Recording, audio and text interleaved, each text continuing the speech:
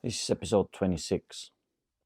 You can take this as a preface, introduction, or even a conclusion to the next week's podcast. That's going to be about my top 20 books of all time. So I've read over 250 books now in the last 5 years. And since now I'm preparing the actual list, I was thinking about overall, what did I learn from reading so much, being so dedicated? What did I learn from all this? Okay, I've been doing this podcast now for half a year, 26. Yeah, 26. If you put 26 weeks in a row, that's half a year, pretty much on the dot. What have I been trying to say for 26 episodes? The thing is, I've read all the books, all the different areas. What's the one thing can I distill? Maybe one main takeaway point.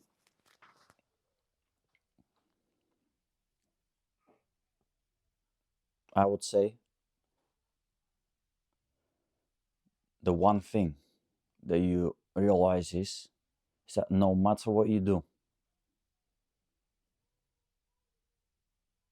at the end of the day, nothing really matters if you're not tough. If you don't build toughness, if you're not a strong person, now strong person that's a big word here. Strong. What does strong mean? Good person, strong person, mentally tough. Kind of compile this into one. If you're not this, what does actually, what have you actually done? Yeah, think about it. Toughness. You need to be tough. Now, let's not go so dark so quickly. If you, I'm talking about men here. I can't really comment on women. Okay, that's not my specialty. I'm not a woman, so I don't really know what goes on through your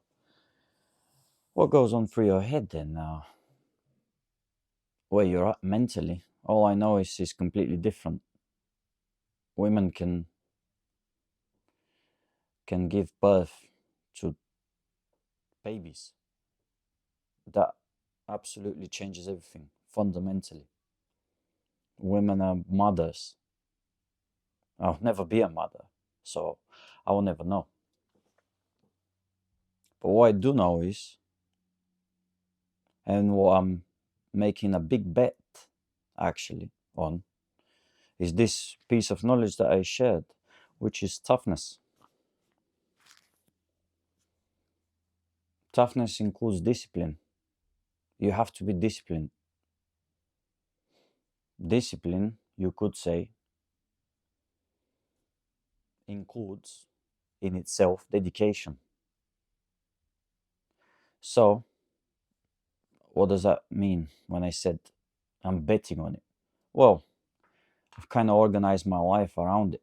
I've sacrificed pretty much everything else just for this, for what I believe is right, for what I've learned. Sacrificed social life, fun, holidays, this, that, the other, for all these things that I talk about. Because I'm not gonna be here just talking. Oh, I've got a podcast. Let's just just for the sake of. I'm not talking just for the sake of talking. Now, regardless of viewers and whatever, who is watching, who is not watching, doesn't matter. Even if it's just 5 people watching, or if it's 5 million, one day it will be eventually.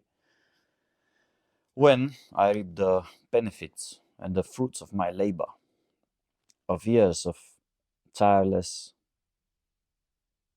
graft and hard work. And I'm betting heavily on this. Now I'm gonna stop repeating myself.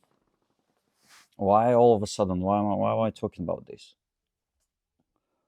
Well, because I was trying to rank the books which are on different topics. This book is about health, this book is about physics, and I was trying to rank them. And I was like, okay, I have to kind of make it, have to make as objective, I have to make it as objective as possible. How do I rank books on different topics objectively?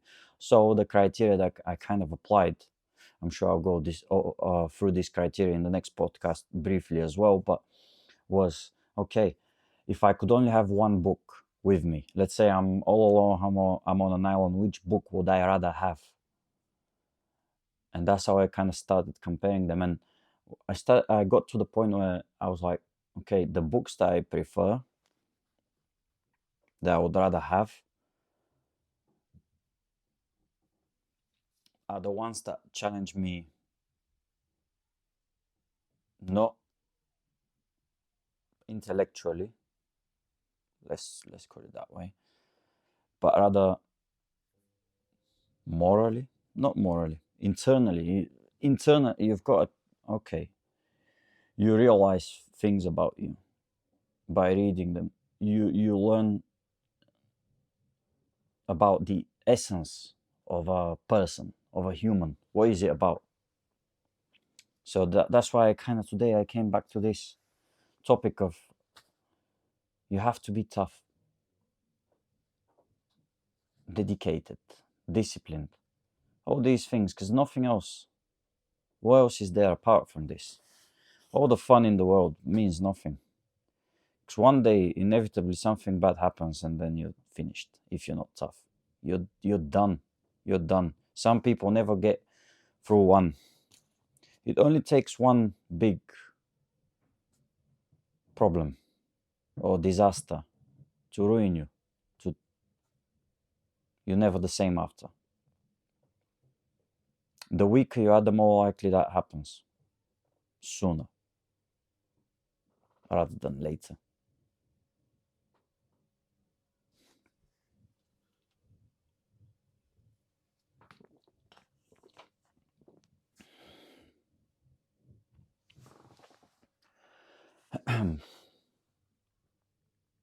Let's check something. Let's check. Let's see. Do we have a question here? Any questions that I haven't answered yet? Yes. What is the most important lesson love has taught you? There you go. Just a random question. What is the most important lesson? So anyway, I'm gonna try to tie this into the topic. What's the the most important lesson love has taught me?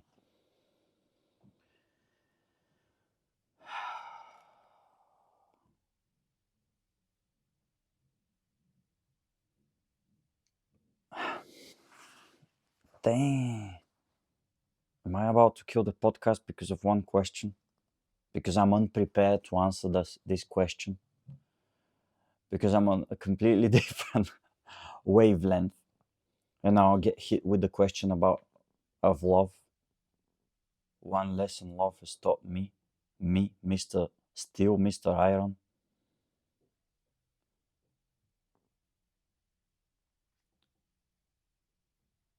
The lesson is enjoy it while it lasts, but always remember,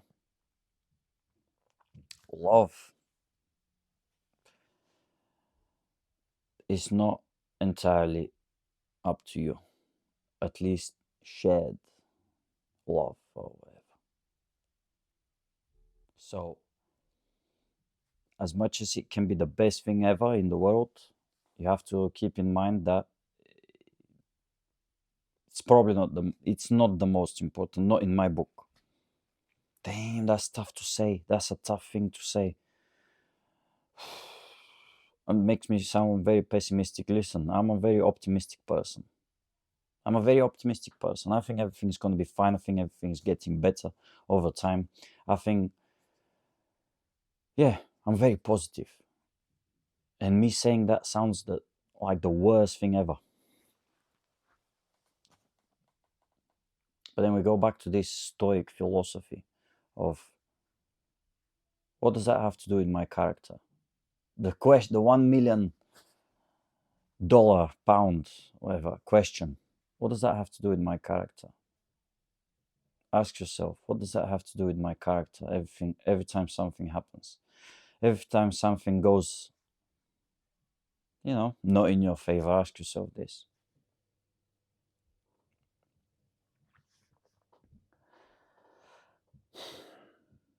So love is nice. Happiness is nice. It's essential, actually. Let's just, before I completely bury myself into a hole that I'm not going to be able to come out from after,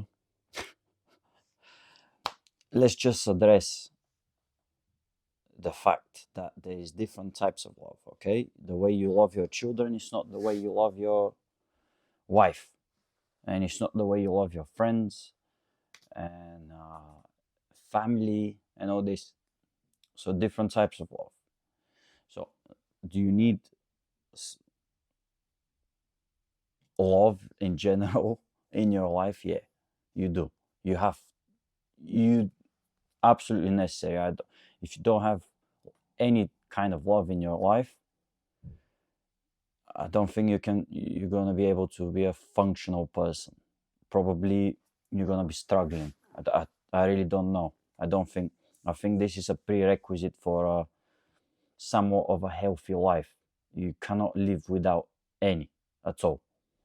Okay, let's get that out of the way. Now, when I say that it's not the most important thing,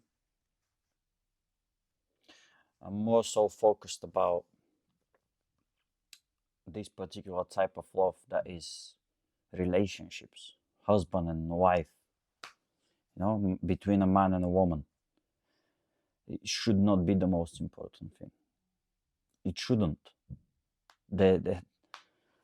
Fundamentally, they're more important things. Now, why? I can't answer that question. Why does love exist? Why? I need to ask someone. No, I'm gonna come back on this. I'm gonna come back to this topic maybe in a couple of months' time or a year, when I'm finished with The World as Will and Representation by Arthur Schopenhauer. Okay, one of the biggest pessimists of all time. I haven't read his book yet. Yeah, he's a genius, unquestionably.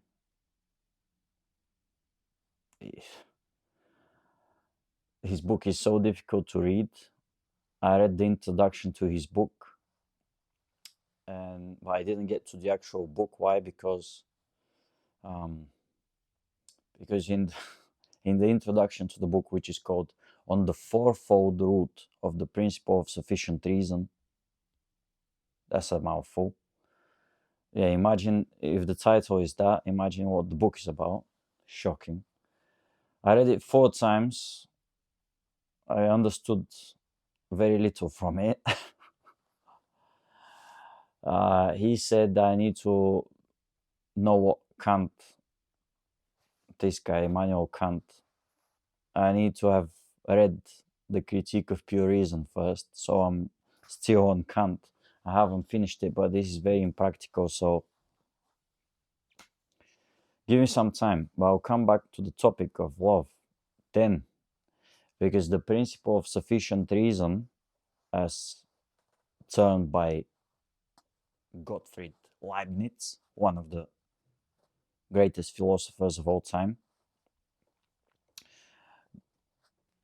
basically means that everything that exists needs to have a sufficient reason for existing.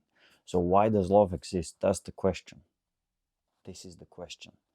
Because I'm not going to get to the bottom of this if I keep going. We need to get back to the main topic.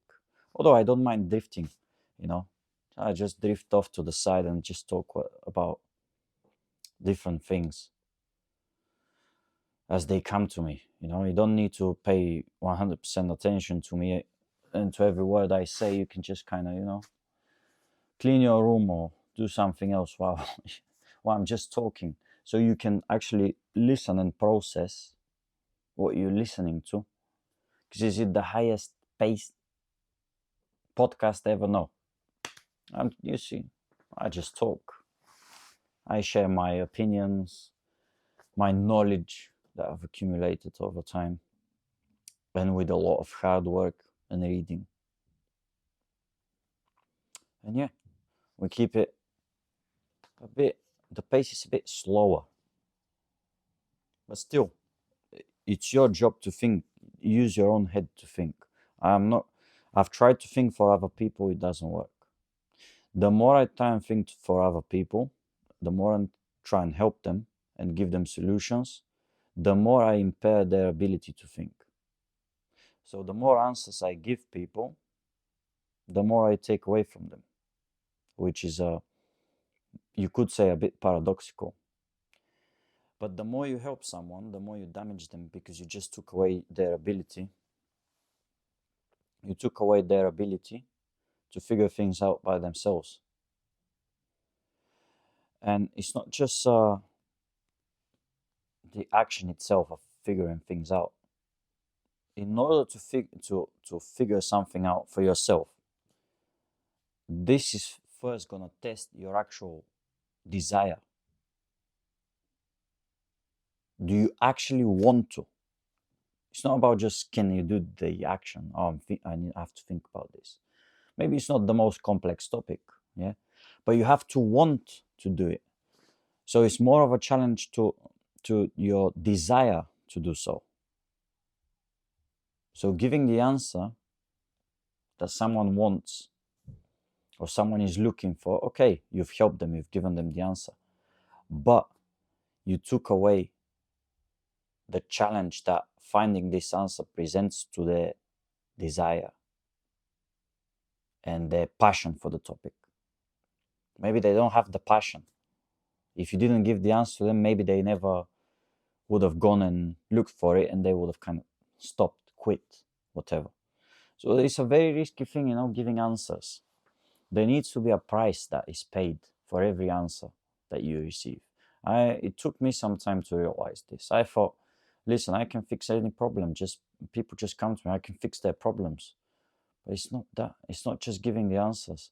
Imagine, just think about how much information you have around you. Okay, listen, I've read 250 books. How much information is in my head at any given time? Thousands of pages. What's that? Let's say one book is roughly, let's say, 400 pages long. Okay, because it's easy maths. 400 pages long. Okay, 25 books is 10,000 pages. 250 books is 100,000 pages. If my maths is right. And I think it is. Because I'm a smart person. You know why I'm a smart person? Because I've read 250 books.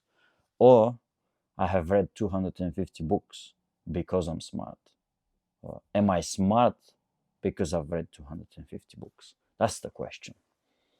That's what you need to think about. No, this is philosophy, guys. Listen. This is very interesting, though.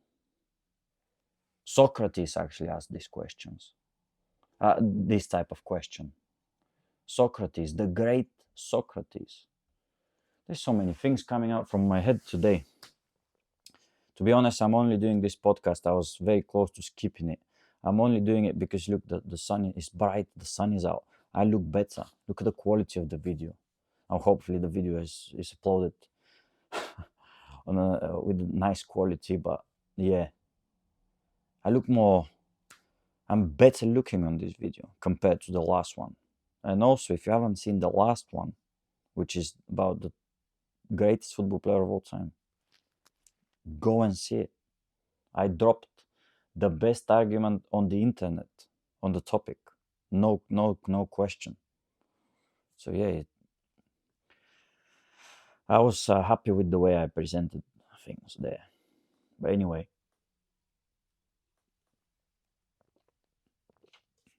so you see all that knowledge. When we get back to the topic, 100,000 pages, read information, experiences of different people, different stories, different topics, health, lifestyle, you could say lifestyle, physics, business, philosophy, psychology, history, all these things. What stands out? All this information. You know what stands out? That the thing that's made the biggest difference is that I saw the value in toughness, and I actively started working on developing it. I realized I'm weak. I cannot continue like this. That's not gonna get me anywhere. Even if I have everything, it doesn't matter because I'm just waiting. I'm still gonna live in fear, if you could say that. Yeah, live in fear. When you're weak, you don't live in fear. It's not conscious, but subconsciously, you're dreading certain things. Oh my God, if this happens.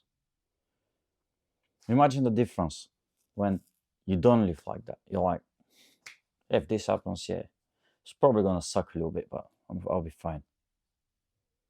That's it. Is this thing, the aspect of toughness, and the other one is just complete and utter dedication. So discipline. Listen, now why am I talking about discipline and about success and stuff like that as if have I achieved something big externally? Not in particular. Now have I done my house? Yeah. Is that good? I think so. Yeah, I think that's pretty decent. I'm 26. I've done my house now. Okay. That's not a bad thing, you know? That's not a bad thing, given that it was never my priority. Okay, that's fine. That's fine. Does that make me like, oh my God, he's like the universal definition of success? No, not really. I can understand this. But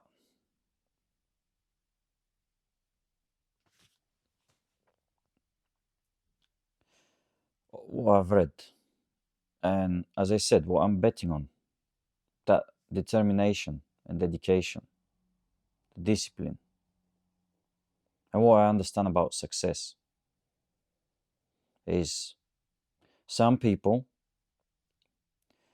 are going to be successful because they had the right opportunity at the right time. You have to understand this. Now, am I saying this to make an excuse for anyone, including me? No. But let's accept the facts. And I'm not one, I don't like talking about this. I don't like mentioning this because this is the biggest like excuse, the most common go-to excuse ever. Oh, he had the chance, I didn't get my chance. Okay, well, listen, some people, they're gonna get their chance. Maybe they didn't do anything, they didn't even try, they just got it somehow. Things, they were at the right time at the right place. It happens. That's another reason why you shouldn't really be focusing on external success in the first place. But anyway, can you bet that you're gonna be that person? You're gonna be at the right place at the right time, and kind of things are gonna go your way, and you're gonna achieve some sort of success. Would this be a reasonable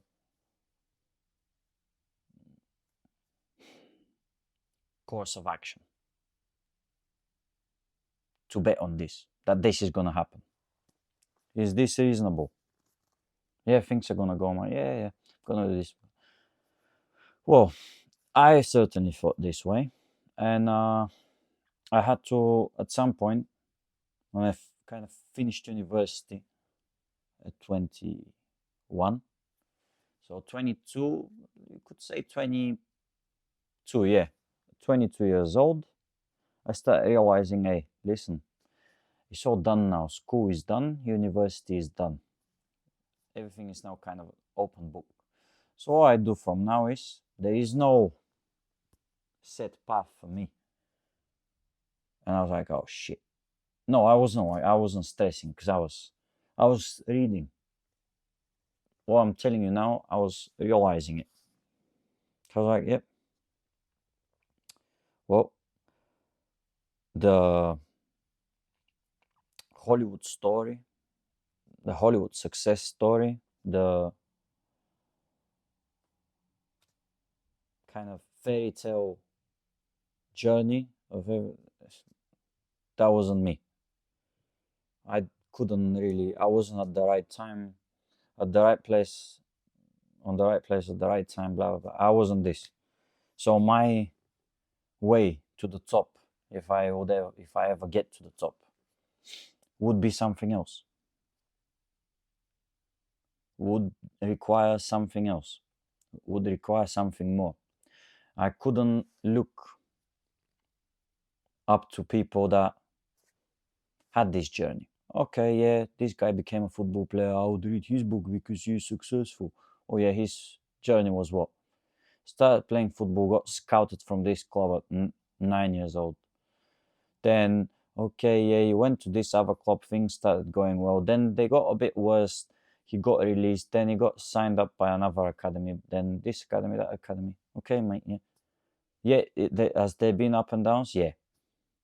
But has he gone through everything in the traditional way, pretty much? Yeah, yeah. Academy, academy, academy. You're set up, basically, pretty much. Do you need to work hard still? Yes. But again, you can see the way. Some people are not like that though. Some people, they kind of put their foot in the door, kind of, and they're like, boom, they're out. And then they're always on the edge, but they can't get in. Is this the? That's gonna require something different. So you cannot really compare.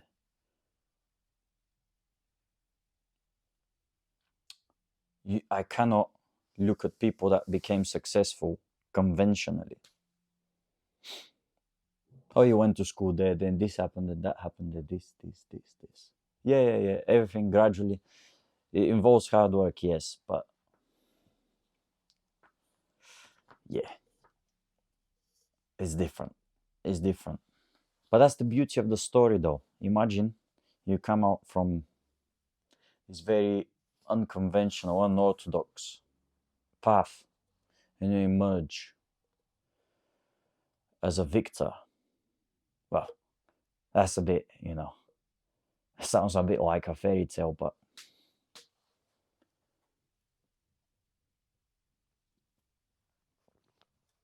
it's a different story. It talks about a certain level of self belief, a certain level of mental toughness, potentially even a genius to be able to stick to something for that long. Now, if you were talking about sports, making it like as a professional athlete, that's tough. That's tough. And I'm realizing with every year, if it's tough to enter if you're not in the system from young age. It's just too tough.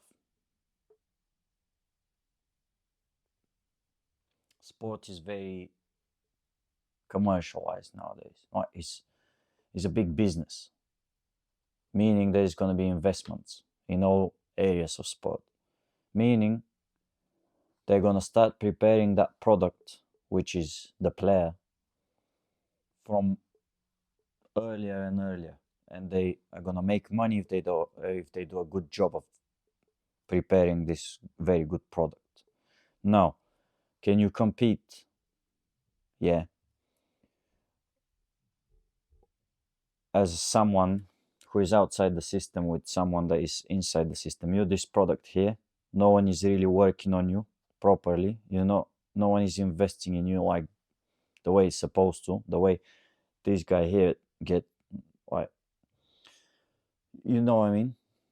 This product, you're not getting the investment that this product here in the system is getting. This guy here on the assembly line, on the fast track, Chelsea Academy or whatever, he's getting the best from the best. You're kind of over here trying to work it out. It was sad though. Obviously, I'm doing the UFOB, so that's the third level of coaching. Yep. And we had one guy, he's been working for Chelsea, one of the tutors, for 28 years. And he said, I've never seen, he said, in my personal experience, I've never seen someone come into the academy at 14 and be here when everyone else is here. And then by the time they're 18, to do this. He said, I've never seen it. So he said he's basically never seen anyone catch up like that. Can you imagine? It is what it is. This is professional sport. It's brutal. Is that something that kids would want to hear? Imagine if every kid heard this when they're 13.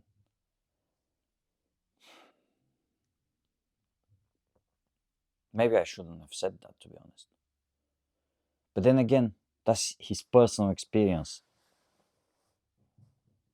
Personal experience. Has he seen all players on the planet? No. Are there exceptions? Yes. But you just realize it's ruthless. Then you realize another thing. Is this ruthlessness, is that just in football? No. There are many other areas of many other businesses, industries that are much bigger than football. I don't even know how big is football as an industry. Maybe $1 trillion. Yeah, you could say 1 trillion, and then compare this to Tesla. Tesla is $1 trillion, maybe even more. Just one company, car company. I was reading Elon Musk's book. That's why I involved Tesla. And obviously, he's autistic. Sounds like a bad thing, but he's self-diagnosed Asperger's syndrome. So this is like basically a strand of autism. Yeah. So I'm not trying to insult him.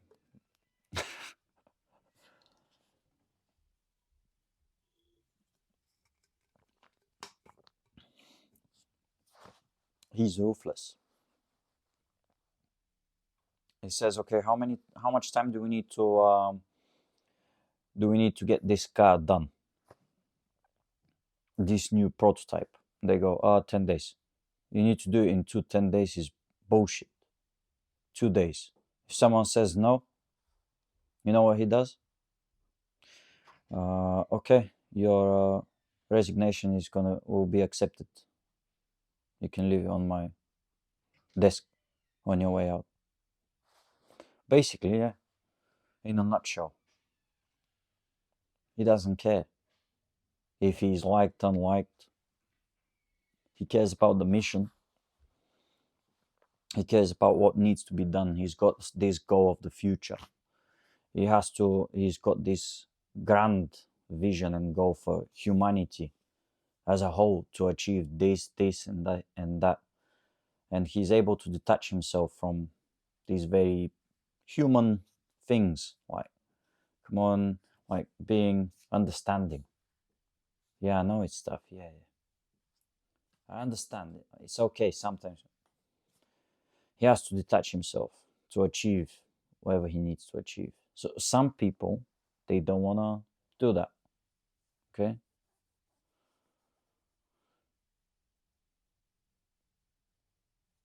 Then again, you need to decide what's important for you. I've decided what's important for me, which is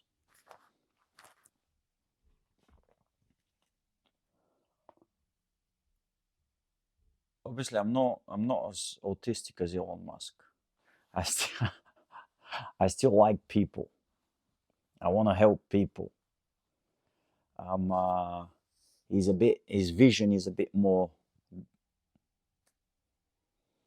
all encompassing, all of humanity. My vision is a bit smaller. That sucks to say though. Fuck.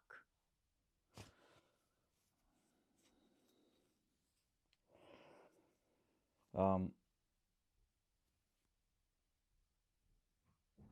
so yeah, so I'll have different way of going about things. But you need to understand. Stop looking for balance. Yeah. Stop looking for balance. You need to have balance here. You need to be balanced here, not in your life. Balance in your life is going to bring you a lot of nothing. Mediocrity on all fronts. Never be good at anything. Never achieve anything. That's what balance expressed in your life means. Now you can be balanced up here.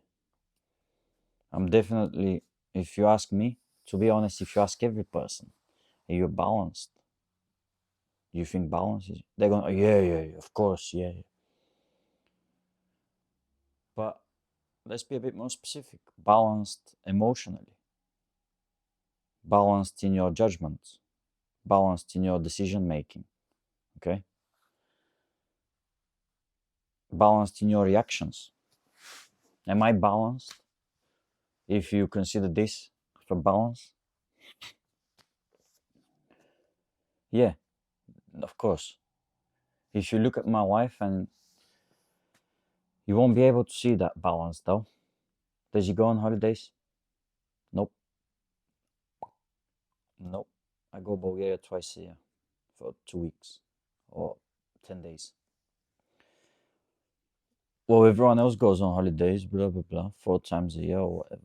Well, yep, no balance for me. Does he have a consistent social life? Nope. Nope. Is that balanced? Considered balanced? No. I'm supposed to have more of a social life. It's not really on the cards for me. I have things to do. Sacrificed. Boom. Holidays. Sacrificed. Boom. Fun. Fun is kind of included in social life, isn't it? Kind of sacrificed. Boom. Things need to be done, so I have to get them done. Does it suck? Yeah. But I've kind of measured what is this gonna give me short term and in terms of immediate reward, satisfaction and everything, compared to what am I sacrificing from my future self. Now you could say, okay, tomorrow is not promised, blah blah blah, all this, all that stuff. True, but then again, if you only think about today, there might be no tomorrow. One day.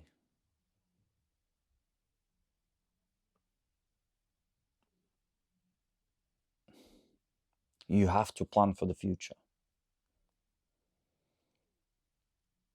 This is what separated us from animals. Remember this. Remember, the difference was that humans were able to better plan for the future, to imagine possible futures, whereas animals were not as good. So this separated us from them. You can see the separation now, yeah? Animals think, today, food, food, food. Humans think, what happens 10 years from now if I do this? So you can reason, abstract reasoning. So take it easy with tomorrow is not promised. Is there another question for me, to be honest? To be honest. Hey, fellas.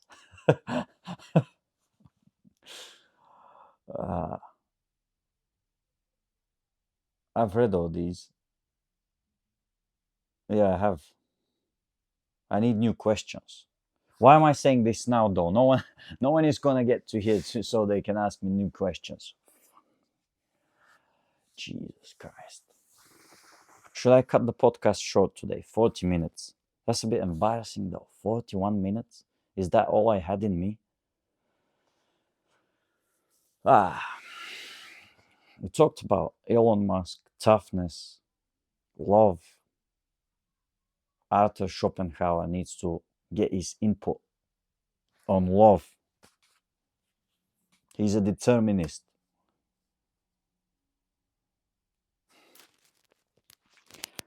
I wrote it down somewhere on Instagram. Yeah, about Nietzsche's quote. I did try in one of the last episodes to find the quote, and I couldn't. But I think I remember it now.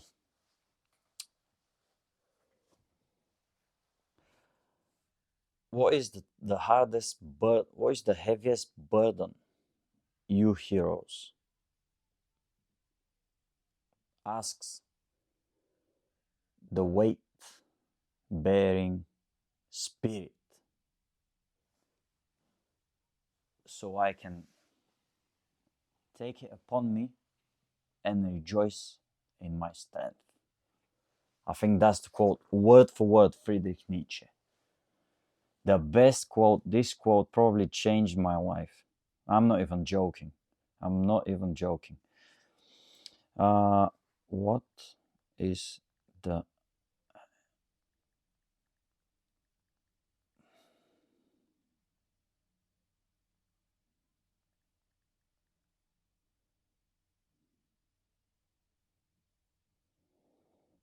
wait?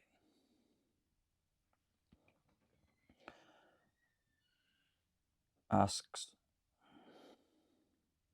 Wait.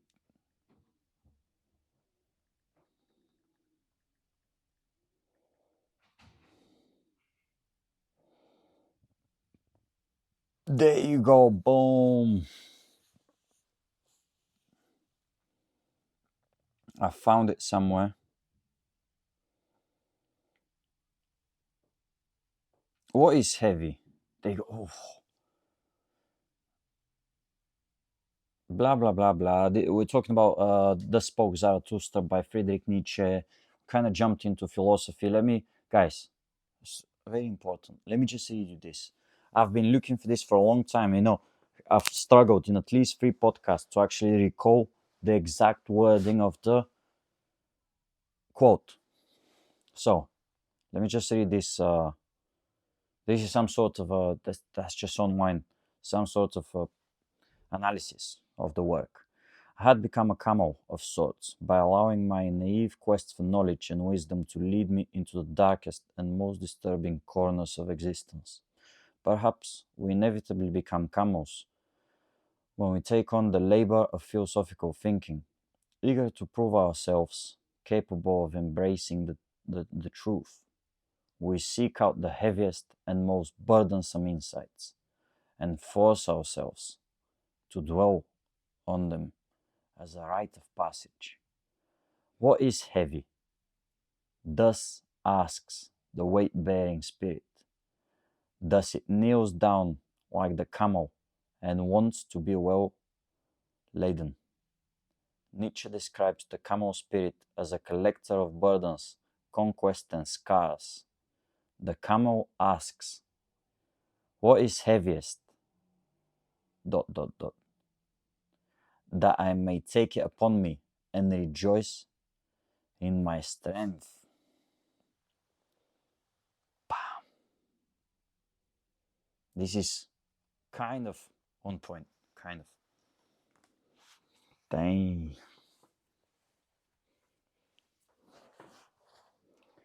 What is the heaviest burden?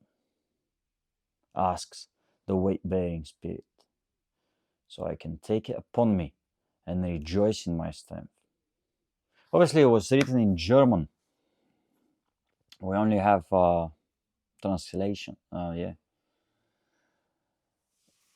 Different translators translate it differently, so it is what it is. Guys, I think I'm gonna cut it short. I think this is gonna be the shortest podcast ever. But the next one is probably gonna be the longest podcast ever, where I'm gonna talk about my top 20 books of all time. I'm still doing the list. And I'm comparing every single one against every single